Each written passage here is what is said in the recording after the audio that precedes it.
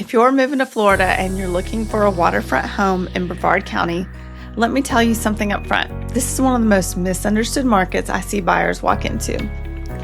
People come here and say, I want waterfront, but they don't realize that waterfront on the Space Coast can mean 4 completely different lifestyles, 4 completely different levels of maintenance, and 4 very different price points.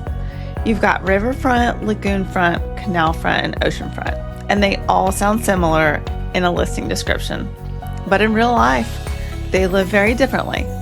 So in this video, I want to slow this down and really explain what each type of waterfront means here in Brevard County, how it feels to actually live here day to day, and what boating is really like, what kind of upkeep you're signing up for, and why 2 homes that look similar online can have a huge price gap. If you're looking in Merritt Island, Cocoa Beach, Satellite Beach, Indian Atlantic, Melbourne Beach, or anywhere along the Indian River Lagoon system, this will save you time, money, and probably a few headaches. So why is waterfront confusing on the Space Coast? One of the reasons this is confusing is because Brevard County isn't built like most coastal areas. We're a barrier island county. The Atlantic Ocean runs along the east side. The Indian River Lagoon systems run along the west side of the island. That lagoon system includes the Indian River, the Banana River, and Mosquito Lagoon. Mosquito Lagoon and a massive network of canals that connect residential neighborhoods to open water. So when someone says waterfront here, they could be talking about protected backwater canals, wide open river frontage, calmer lagoon basins, or direct Atlantic Ocean exposure. And each one comes with very different realities. That's why I always tell buyers, don't fall in love with the word waterfront. Fall in love with the right type of water. Now let's start with the canals, because for a lot of people, this is the most livable option. Canal front homes are extremely common throughout Merritt Island, Cocoa Beach, Satellite Beach, and parts of Rockledge and Melbourne. These canals are man-made and dredged channels that connect back out to the Banana River or Indian River Lagoon system. From a day-to-day standpoint, canal living is calm. When you walk into your backyard, the water is usually glassy. You're not dealing with heavy current. You're not fighting with wind rippling across the open water. You're not consistently adjusting dock lines. For boaters, this is huge. Canals are hands down the easiest places to dock a boat. Launching is stress-free. Boat lifts last longer. You don't need massive pilings or heavy-duty setups the way you would on open water. This is why canals are especially popular with newer boaters, people downsizing, or buyers who want waterfront without boating into a full-time job. With that said, canals require smart due diligence because depth matters a lot. Not all canals can handle the same draft, and some are better maintained than others. Seawalls also matter. Their age, material, and condition can impact future costs. And then privacy is a factor. On many canals, homes sit directly across from each other. Some people love that neighborhood feel. Others prefer more separation. That usually shows up in the price. From a pricing standpoint, canal front homes are often the most approachable way to live on the water in Brevard County, while still having access to real boating. Now we have riverfront living. This is where people start to fall in love with the Space Coast. In Brevard County, riverfront usually means direct frontage on the Indian River or the Banana River. These aren't the narrow rivers, they're the wide open bodies of water that feel almost like bays. The views are dramatic. You get the open horizon, the sunsets that change every night, constant wildlife, and a feeling of space you just don't get on canals. But here's what buyers need to understand. Riverfront is not calm. You'll feel more of the wind. The north winds and the south winds can absolutely rip across the water. A boat wake is real. Current moves fast with the tides, and docking requires skill and planning. This is where you really need a proper dock setup, strong pilings, and well-designed boat lift. Riverfront homes can take more abuse from the elements, and maintenance is a part of that lifestyle. After storms, riverfront owners are usually checking their lifts, dock lines, and seawalls before anyone else.